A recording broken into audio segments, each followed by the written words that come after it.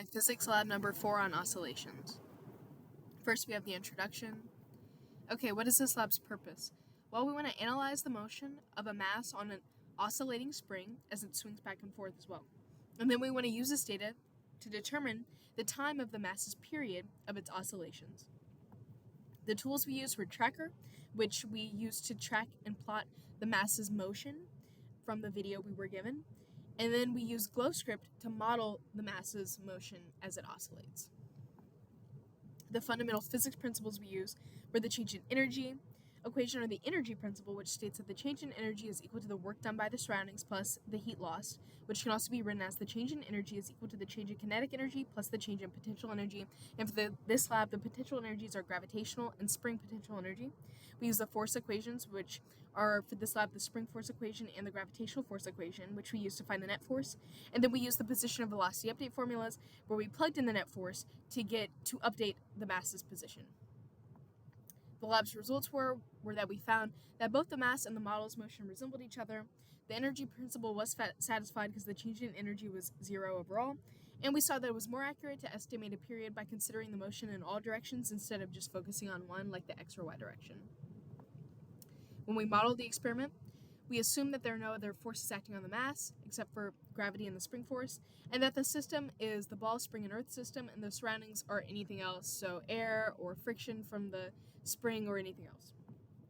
The free body diagram looks like this when the spring is stretched. As we see, there's a force up to the right because the spring is stretched, so it's trying to compress in the opposite direction of the ball's motion, and the force of gravity is always down. And when the spring is compressed, it's the opposite, as now the spring will want to stretch out. So it's to the down and to the left. But the force of gravity is still just straight down. So we have the experiment and the observations.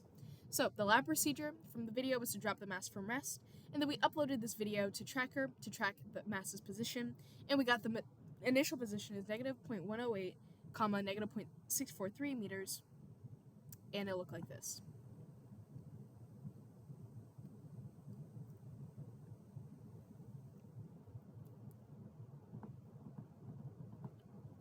So next we have our computational model. So we knew that the mass was 0.402 kilograms, which was given, and then we already found the initial position, and we knew that the initial velocity was just 0 because it starts from rest. Time is starting at 0 as well, and we found delta t by taking a multiple of the frame per second of the video, which we found in Tracker. The final conditions were we plugged in g, which is 9.8 meters per second squared. K we found from the video, which was given at 6.83 newtons per meter. The equilibrium length of the spring was also given as 0.123 meters. And then we find L by subtracting the position of the ball by the attachment point of the spring to get the length of the spring at any moment. And then we found L hat, or the position vector of the length of the spring, by dividing the vector L by the magnitude of the length. And we found S by subtracting L minus L naught. Then we use the energy equations to get the kinetic energy, the gravitational potential energy, and the spring potential energy as well.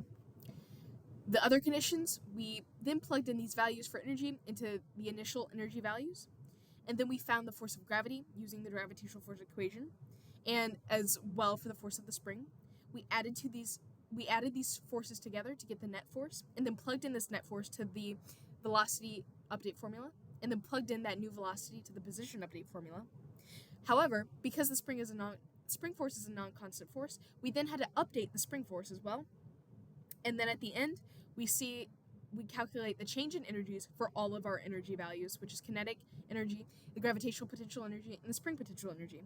We added all of these new values up, and then we found the delta energy, or delta E, for the entire system. Finally, we have our discussion and conclusion.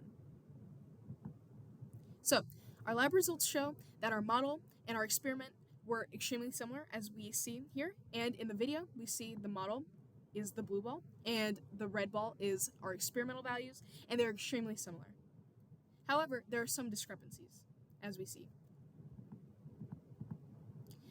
This could possibly come from errors in me not tracking the ball's position completely accurately, or other forces like drag or damping of the spring not affecting the mass's motion as it continued. Finally, our concluding questions, what does this mean? Is the energy principle satisfied? Yes, because there's no work done by our surroundings, the change in energy should be zero. And we see this in our graph from our model, as the change in energy, or the orange line, stays at zero for the entire length of the model. What does it mean? Well, what are the oscillation periods for the x and y directions?